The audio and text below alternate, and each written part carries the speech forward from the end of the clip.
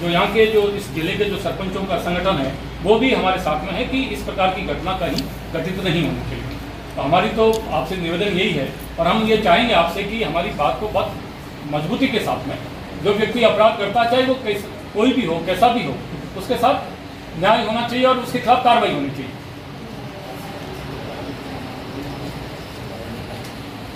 और दूसरी बात हमारे सभी साथियों में ये भी है मैम कि SDO executive magistrate as a tehsildar भी है।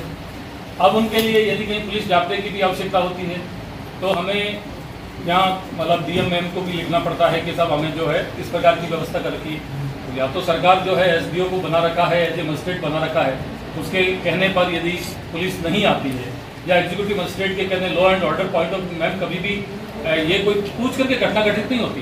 ये इस प्रकार की घटनाएं सडनली घटित होती है और यदि इस प्रकार का एक बन जाए ट्रेंड के साहब हम पहले यहाँ लिखें फिर एसपी साहब को जाए तो फिर कभी भी कुछ भी घटना घटित हो सकती है। इस प्रकार का ट्रेंड होना।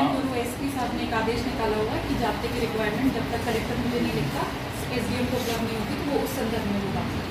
हाँ, ये थोड़ा सा इससे उसमें मैम जैसे एसडीएम सीधा एसपी साहब को लिख रहा है तो भी कैंसिल करके भेज रहे हैं कि मैम के मार्फत ही लेकर है। तो कैसे संभव है? पत्रकड़ी जैसी छोटी चीज के लिए आप ज्यादा मांगते घूमेंगे तो संभव ही नहीं होगा, काम की नहीं। मैम ओवरऑल बात है कि एक उस मामले में भी मजिस्ट्रेट कह रहा है कि इसको अरेस्ट ही, लेकिन उसको अरेस्ट नहीं करने के बजाय वहाँ पे समझाइश हुई है।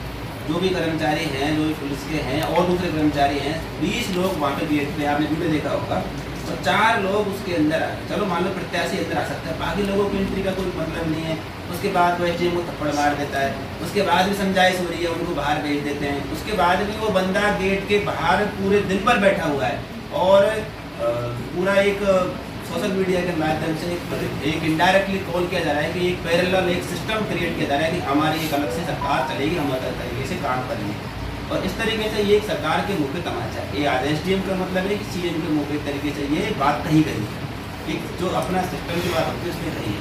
हमारी ये है कि आपके माध्यम से जन सुनवाई अपन कर रहे हैं। आज का जन सुनवाइयों का मतलब ही कोई खत्म हो जाता है जब हमारी जन सुनवाइयाँ ही नहीं होती है, हमें प्रायोरिटी में नहीं है तो फिर कोई मतलब बनता नहीं है। तो असल में ये है कि तात्कालिक तो समाधान ये है कि इसका जो भी है वो हो गया। अब जो आगे जो चीज़ें हैं कि इनके लिए एक फिक्स एसओपी बने कि इस ऐसी घटनाओं में पुनरावृत्ति नहीं हो। इनके लिए संबंधित अधिकारियों कर्मचारियों के क्या कर्तव्य हैं वो स्पष्ट एसओपी में आए। मजिस्ट्रेट से सीआरपीसी से बीएनएसएस से सरकार से संसद से दी हुई है, इनहेरेंट पावर है। यहाँ किसी नीचे किसी कर्मचारी अधिकारी के द्वारा सिंपल प्रशासनिक ऑर्डर से वो मजिस्ट्रेटशिप की पावरों का जो है वो कटल डाउन नहीं किया जाए। इनके लिए एसओपी बने, निर्देश हो। जो भी मजिस्ट्रेट है अगर उसकी कोई भी अधिकारी सीआरपीसी में 44 में पावर है कि वो अरेस्ट करने की आदेश दे सकता है, खुद अरेस्ट कर सकता है।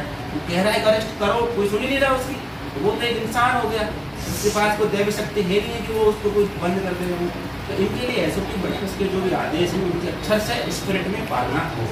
हमारी मुख्य मांग यही है जब जो तात्कालिक समाधान उसका हो गया उस पर जो बोले कार्रवाई होगी वो नियम से हो जाएगी। आगे ऐसी घटनाएं नहीं हो, इसके लिए हर अधिकारी जिम्मेदारी सिस्टम तरीके पे स्तर पे एसओपी से जिम्मेदारी निर्धारित हो। मजिस्ट्रेटशिप की जो सुप्रीमेसी है वो प्रिवेल करे, स्पिरिट एक्ट में भी स्पिरिट प्रिवेल करे, नीचे प्रैक्टिकल में भी प्रिवेल करे। इसके लिए व्यवस्थाएं होनी चाहिए और ये हमारा कोई स्पेशल प्रिविलेज नहीं चाह रहे। जो टेक्स्ट में ऑलरेडी जो अधिकार दिए हुए हैं उनका ही एक मैनिफेस्टेशन चाह रहे हैं, तो उसमें एक एसओपी रख के तैयार, ये है हमारा निवेदन। और आप सभी मतलब उधर आना कि आप उधर आ जाते हैं तो कैसे आप लोग मतलब सभी लोग यहाँ से